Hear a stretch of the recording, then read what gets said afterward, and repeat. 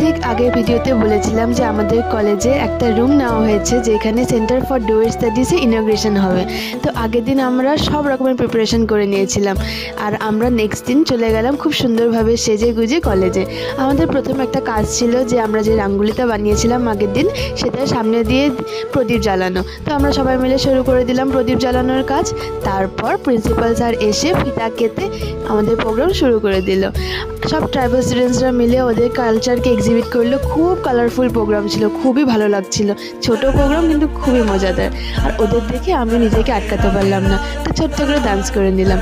তারপর আমরা যেগুলো এক্সিবিশনের জন্য স্টাফ নিয়ে গেছিলাম, মানে মেনলি আমাদের ইন্টার্নশিপের প্রজেক্টসগুলো, সেইগুলোকে স্যাররা, ম্যামরা প্লাস প্রিন্সিপাল স্যার নিজে এসে সব দেখছিল, প্লাস সব এক্সামিন করছিল।